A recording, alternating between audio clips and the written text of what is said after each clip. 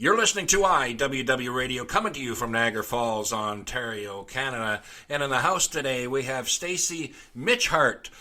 Welcome to the show, Stacy. Thanks. Good to be here. What's going on, man? Yeah. Can you give our listeners, a little bit of history and how you got started in this business? Okay, well, we're good. We got a couple minutes to run over 40-something years, huh? Yeah. 3. I'm 61. I started learning to play guitar at 9 years old. Did my first gig for money when I was 13. I think we each made $7 a piece. There was 4 of us. I doubt anybody paid somebody $28. Some guy got extra too, but anyway, I think we knew 10 songs. We played each one of them 3 times, but that started it out. I ended up getting very, very lucky in the fact that my whole time I was in high school, we had the same band. I mean, all the guys were the same. We continued, I think my first year and a half of college, we still continued on with that band. So I was fortunate. So many guys get in bands, and every 3 months they're changing, and there's no continuity, and there's no flow going on. And I just had great guys, and these guys are honestly, like my brothers, they're my best friends to this day. Wow. Then when I got to college, I started doing an acoustic duo thing. And again, that was with a great guy that we played together for like 7 years, Cool. And then I wanted to stretch out. My roots were always R&B and blues and jazz. And so I wanted to do a jazz-oriented band, a lot of George Benson, Michael Franks, Al Jarreau kind of thing. Mm-hmm. And then we would also do some blues. And I did that, and then got married to a lady that sang opera. Oh, cool. She was actually the lead singer in my band doing jazz and stuff. She had this amazing range, and we got married. She was from Philly. We moved up there, and I started working some of the casinos with some other people. That was the first time I'd ever really worked for anybody else. It was always kind of my own thing, and that lasted a few years. She and I are still really good friends, but we figured out we didn't need to be married at that time. We were too young for all that, and so at that point in time, I came back to my home of Cincinnati, and I put together my blues band, and I've been doing that ever since. The guys that are with me now, nobody's been in my band any less than 14 years right now. Wow. And one of the guys is like going on 22. So again, I do my best to take care of my guys and give them plenty of opportunity to shine. Mm-hmm. And just, we're all very respectful of each other, and we all like each other, man. And that makes life a lot easier. I'll tell you that right now. It sure does. Yeah. I've got I think I put out 13 or 14 recordings. I've done them. Every one has been on my own label except for one. The one, like 2 records ago, I did a record for a label out of the UK. Mm-hmm. And my hope was that it would open some doors over there. And it did. The record didn't do as much as a guy that I met that really helped me out. Right. The record got, the company just, I found out later on they were more about just getting sync licenses on stuff than really pushing a record. Which, but hey, it is what it is. It is what it is, yeah. Yeah, but I own my master of the record. I paid for it. And I'm perfectly comfortable. I made my money back. It's not like I went in the hole, or I've got this TLC story where I'm, where I owe millions of dollars or anything like that. But I've kind of always been that independent guy, and I've always, I love when younger guys say, how do I do this? What do I do? And my approach, of course, is more of a grassroots approach. I tell these kids, it's like, the first thing you got to do is, you can practice in your garage for months and months, but you're never really going to know what you sound like until you put it in front of people. Yep. And I'm like, get yourself find a place that will let you play like every Tuesday or something. And just play for the door, even if it makes virtually nothing, Yeah. And if you're going to be a lot of bands start out as kids and they all want to be a democracy. And you know what? That really doesn't work, unfortunately. Yeah. One guy's got to be the leader. And because when everybody's equal, invariably one person ends up doing the majority of the work. Yeah. And so if you want to be, if that's your nature and you want to be the leader, go ahead and do that. And then, what I did for my guys was I guaranteed them money. I had another, I pulled it out of my pocket if it didn't make enough, because I felt like, guys need to know that their rehearsal efforts are going to pay off and that there's going to be gigs and you're going to do that. Yeah. And you just build from that. You start small, and if another place will want you to play, or at least they'll listen to you if you tell them, hey, for the last 4 months I've been doing every Tuesday over here. Oh, well, they have some sort of a track record, and it's all about building that. And I just tell kids, you got to look at it. Remember, it's called the music business. Yeah. Look at it as a business as well as being creative, and you can make a living without ever having any kind of hit record, Yeah, and I think what it is too is that they at first they have to take this mindset of getting away from I think I'm going to go to the top type of thing. You know what I mean? Right off the bat, there are steps that you have to take in your career to get to that point, and that's the way it. Yourself, that's the way it is. And to think that you're going to hit the top, well, okay, if for some strange reason you went that way, then you're one in very few. Exactly. So, and it has happened. It's not to say that it's not, but there's a lot of hard work that's involved. And like you said, it's a graduation on every step. I look at it as there's 5 steps to success. And you may go up 1 or 2, but you may have to drop back down to 1. But as long as you press forward and keep going on the same path without losing it or giving up, can we say, or selling your equipment, but we all started playing so we could meet girls anyways. But I mean the thing is, a lot of people get. I guess, you need to set a goal for yourself, and you need to have a vision of where you would like to be. Yeah. And I think a lot of people sometimes get confused that they think that vision can never change or morph or evolve, and it's like, let's say you wanted to be that big star or whatever, and you feel like you're never getting there. Well, rather than give up, maybe just adjust the end goal a little bit to, hey, let me work on, really concentrate on regional first, or let me really just concentrate on getting heard, by putting some recordings out, and then let it evolve from there. So, nothing is a hard rule in music. That's the thing. There's no guaranteed way from A to Z to make it happen. Yeah. All right. Well, let's get into the first tune here. Live My Life by Stacy Mitchhart.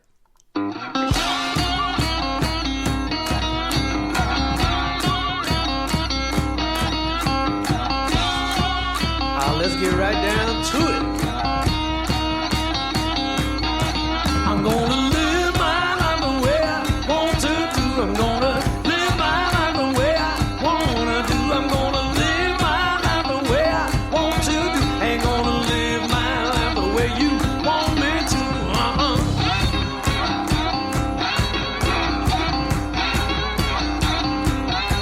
I might see things differently than you. I'm gonna see things differently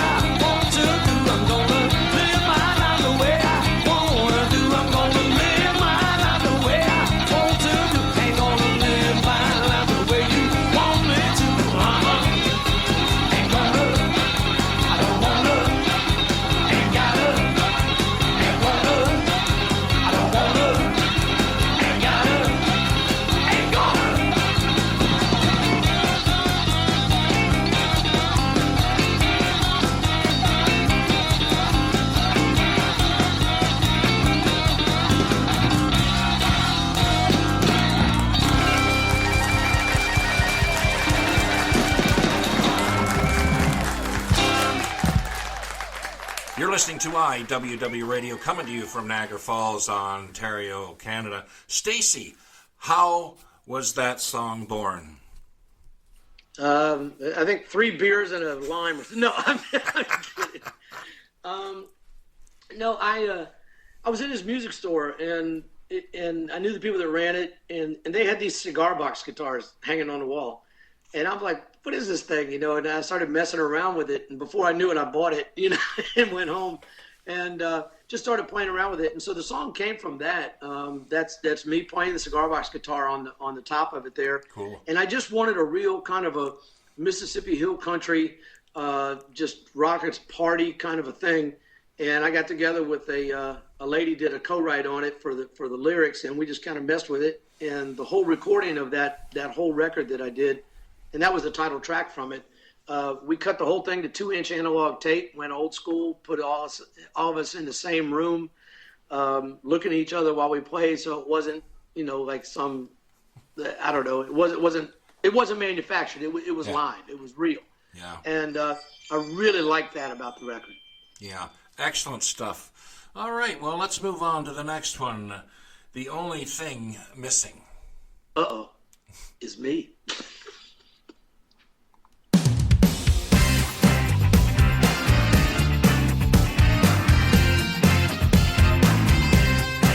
Looks like you own this town.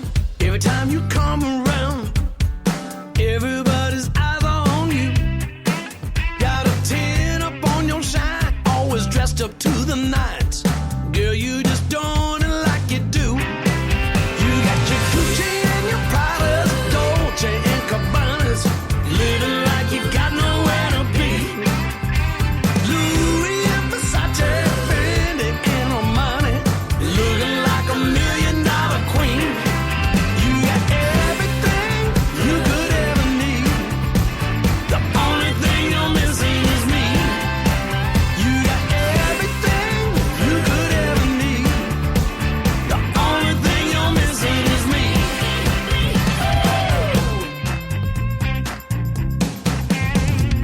All this attention isn't your intention, but it happens everywhere.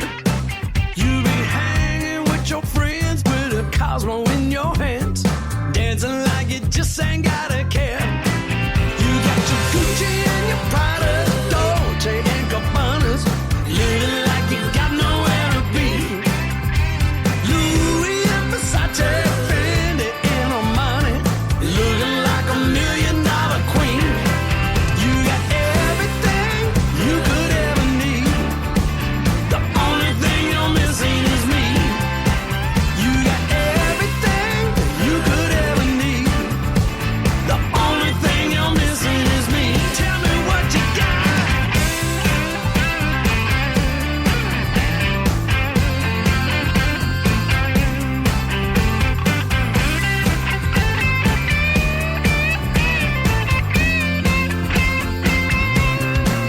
You got your Gucci and your Pradas, Dolce and Cabana's, living like you got nowhere to be. Louis and Versace, Fendi and Armani, looking like a $1 million queen. You got your Gucci and your Prada, Dolce and Cabana's, living like you got nowhere to be. Louis and Versace, Fendi and Armani, looking like a $1 million queen. You got everything you could ever need. The only thing you're missing is me. You got everything you could ever need. The only thing you're missing is me. You got everything you could ever need. The only thing you're missing is me. You got everything you could ever. You're listening to IWW Radio, coming to you from Niagara Falls, Ontario, Canada. Stacy, fill our listeners in on that song. Well, I'm an old guy. I figured I want to get a pop hit. I don't know. But a guy I started working with, his name is Butter. And it's not his real name, but he goes by Butter. And we decided that we were going to do this latest record, Printer's Alley, together. and we wanted to write a couple things. And he said, I want to see you do something outside of your box. I want to see you do something that's completely different than anything you've ever done. This is it. And we kind of wanted that pop vibe. We wanted something that was just like energy and banging and stuff like that. And so then we came up with the idea of throwing in all these designer names and stuff. So of course I had to ask my wife for all the names of the designer purses that I've bought in the past, you know. It's like, but you know, the song is fun to play. Everybody that's heard it has just really liked it. This is on a new record that we were going to do a release of, but then with the coronavirus, we didn't get a chance to do that yet. Yeah. So again, independent production, shoestring budget, and not a big promotional budget, but you know, grassroots. We're hoping to get it out there. So I appreciate you playing it. Yeah, no, great stuff. All right, let's move on to the next one. Something So Wrong by Stacy Mitchhart.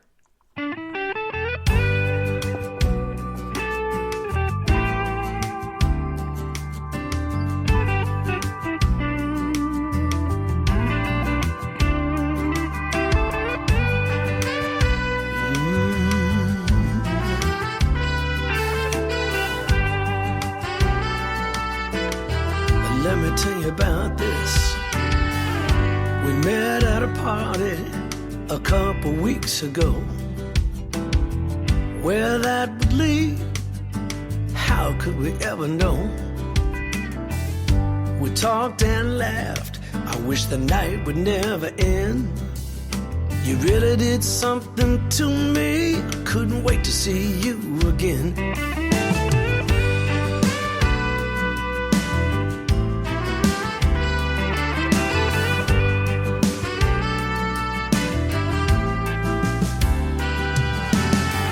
One night as I walked into my favorite place, I saw you sitting there, the tears rolling down your face.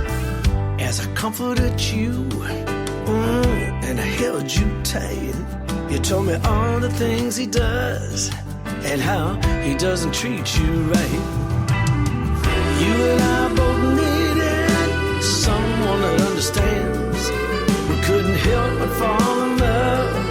I don't ever want it to end. Like there's something so wrong, feels so right. You make me feel so good by holding you so tight. Baby, our friends and our families, they could never understand. 'Cause you're somebody's woman and I'm somebody else's man. How can something so wrong feel so right? How can something so wrong feel so right? I can't keep this a secret. I want everyone to know. When they all find out how many tears are gonna flow, the hurt and the trials that we're both gonna have to go through. All I know is that I wanna live my life without you. You and I both needed someone that understands. We couldn't help but fall in love. I don't ever want it to end. Like it's something so wrong, feels so right. You make me feel so good by holding you so tight. Baby, our friends and our families, they could never understand. 'Cause you're somebody's woman and I'm somebody else's man. How could something so wrong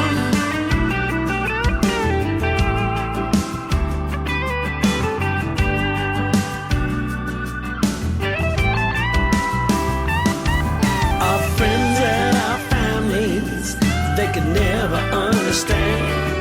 'Cause you're somebody's woman and I'm somebody else's man. How could something so wrong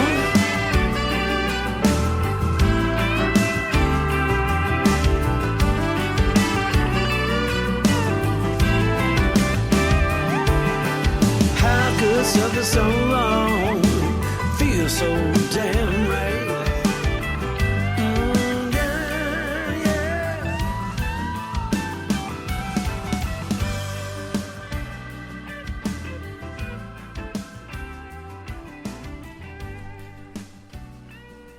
You're listening to IWW Radio, coming to you from Niagara Falls, Ontario. Stacy, tell our listeners about something so wrong. Yes, it is. Man, every year I play a festival in Clarksdale, Mississippi called the Juke Joint Festival. It's a great festival. And I was down there, and a couple of my buddies were with me. And we went out, and we heard a friend of mine, Johnny Rawls, who's kind of a soul blues singer. And that, I've always loved that music. I've written quite a bit of that style.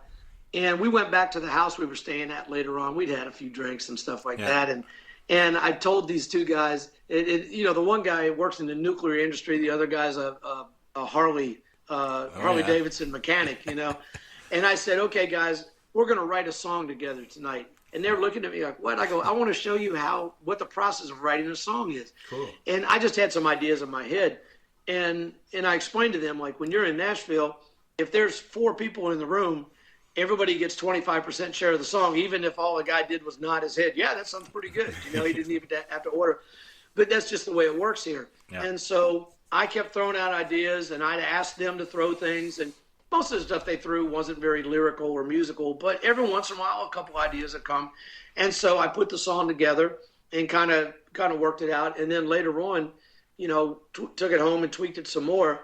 And when we were putting this record together, I said, I want to cut this song. And it came out a lot better than it did when I was messing with it by itself, because we tweaked it some more. And so I told these guys got writer's credit on the song. Oh, cool. I called them up. I go, you're an official songwriter now, So, yeah.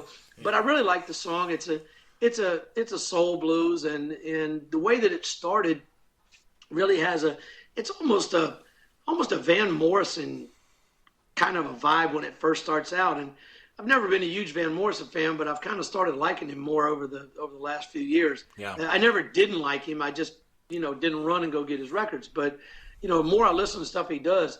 And then I found out he was a huge fan of Bobby Blue Bland, and Bobby Blue Bland was my very favorite. So, I think we probably have a little something in common there. Cool. All right. Where can our listeners, what is your website address, and what platforms can they, buy your merch and your CDs? Sure. Yeah, it's StacyMitchhart.com, StacyMitchhart. There's 2 H's. That's where people mess it up all the time. I've got everything that I've recorded is available for download. They can download it directly from me. We talked off air about this, but, folks, if you like an artist and you want to help them out, download their music directly from them, because then they get, all of the proceeds from that, as opposed to the little bits that we get other ways. It just helps the music go on. It helps the creative process go. So I've got T-shirts and all that stuff too.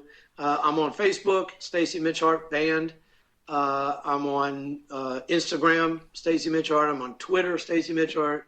I guess those are the only ones I'm doing. There's probably something else there that I don't even know about that somebody is doing. But unfortunately, I do a lot of it myself. I probably don't post as much as I should. But during this time, just want to mention to folks that, during the pandemic, I started doing a lot of online concerts, Facebook Live from the Stacy Mitchhart Band page. And even though I'm back to work now pretty much, I'm still going to continue doing online shows. And because people really enjoyed being able to connect. I mean, basically I was in their house, in their living room with them. And it was more of a one-on-one feel. And people like that. And I think that's one of the good things that will come out of this pandemic from an artist standpoint, is it gave us a chance to connect with our fans in a different way. And actually, I think we maybe made a stronger connection with people sharing us with their friends and stuff like that. So I'm going to continue to do that, because I feel it'd be taking away something that people have gotten used to. Yeah, I think it's a great idea, for a lot of musicians to do that, to, have that more personal touch, without a doubt, with their audience, and not only the people that you're playing to wherever you are. I noticed a couple of shows. I guess it was some party you were at or whatever. But it's not only the people there that are getting it, but it's the people that are also viewing it on Facebook at the same time, which is cool. Right. Yeah, we're looking to broadcast our first set every Sunday night with the band, and right now we're just in the process of mounting the holders for the cameras so we can do a multi-camera deal like we have been doing. Yeah. So it's probably a couple weeks off before we get all that locked in. But I think that's important. There's a lot of people. I live in Nashville, and so there's a lot of people from all over the world that come here, and then they go home and they really enjoy the show and they wait for the next time. So now this is a chance for them to see it more frequently, and at the same time become even more involved with us. So when they do come back, there's more connection there. Yeah, excellent idea.